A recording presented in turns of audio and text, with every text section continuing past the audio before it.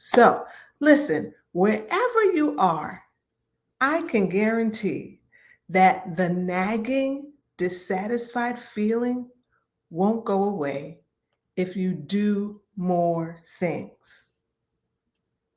You see, most people, when they want to get unstuck, when they're looking for some kind of breakthrough, they're told to do something. You feel like you have to work harder, or you feel like you have to fix something, or you feel like something is broken, right? You feel like something is wrong with you. Listen, hear me now. There's nothing wrong with you. There's nothing wrong with you. You're not broken. First of all, let me say that you are a beautiful soul. You are beautifully and wonderfully made. Here's the truth: your situations are divine invitations, they're opportunities that lead you into discovering the gift of you. What are you talking about?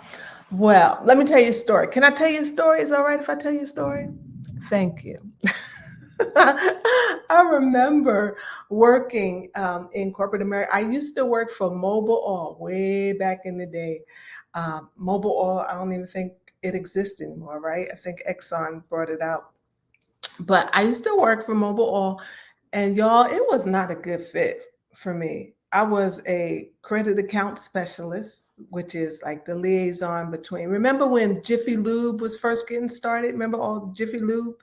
Um, I was the liaison between the Jiffy Lube dealers and the marketing reps. And so I interviewed well. I got the job right out of college. I interviewed well, but I was not a business major. I was a communications major, which is why I interviewed well.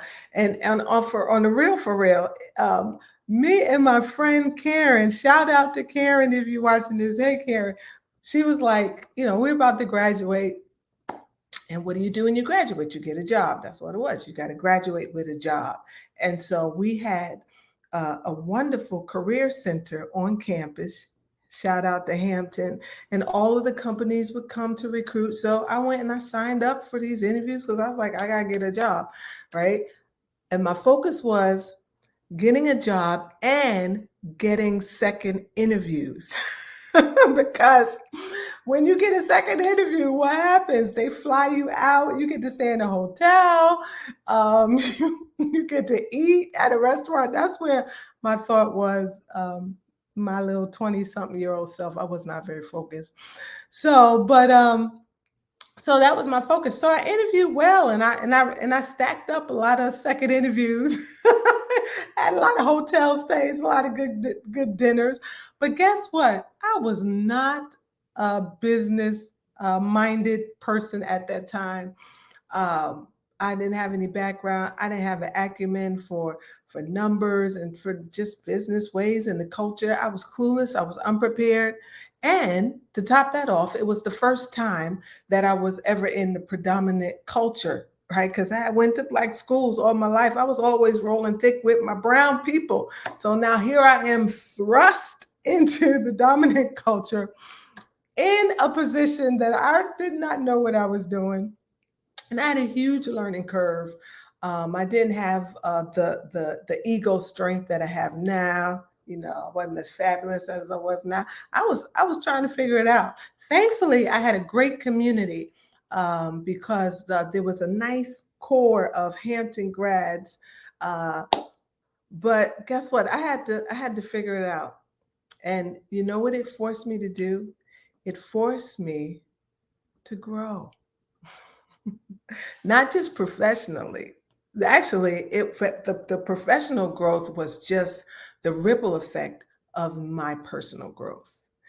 It led me deeper into understanding myself. I had to break myself open and really understand who I was, what my gifts and my talents were. I had to really deepen my connection with God. Like all of these situations that I was experiencing were curated to facilitate a lot of practices, spiritual practices, that helped me to understand that I didn't have to settle. I was trying to fit myself in this, square peg in a round hole. Or is it round peg in a square hole? I don't know. You know what I meant. And it wasn't a good fit for me. I was able to learn and adapt and do okay, pretty decent there. But I realized that I didn't want to settle. I refused to settle. I would wake up with this feeling that there was more. I was very depressed because I was working in an environment that really did not highlight my strengths and my gifts and give me opportunity to shine and to do the things that I was created to do. Right. And so that dissonance impacted me emotionally. And I would wake up with this feeling that there was more.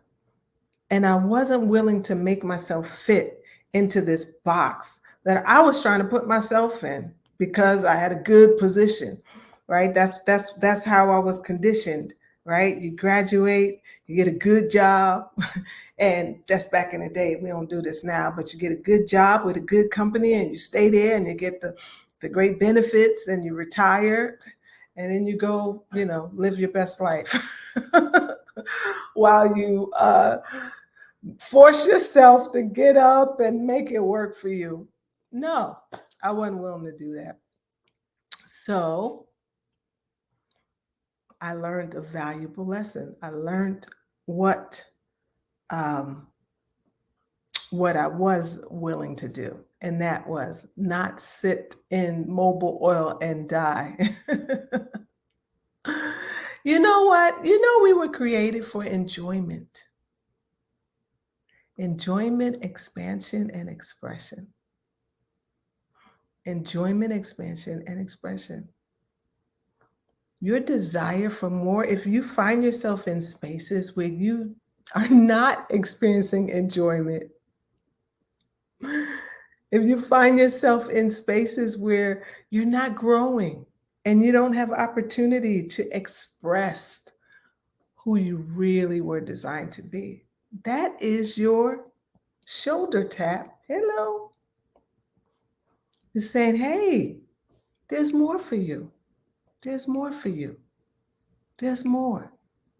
So that's the real reason why you're stuck, because you find yourself in these places and you get the shoulder tap, you feel the nudge inside, but you're not paying attention or you ignore it and you tell yourself another story and you convince yourself to stay in this place because it would be more uncomfortable to take the risk and to go out of your comfort zone. But the desire that you have for more, that desire that you have, that knock, that tap, even the discontentment and the dissatisfaction, that's a desire for more, right? That's a desire for God's desire to be expressed through you. It's an invitation. It's an invitation for you to discover more of who you were designed to be. And when you accept the invitation, it leads to enjoyment beyond your wildest imagination.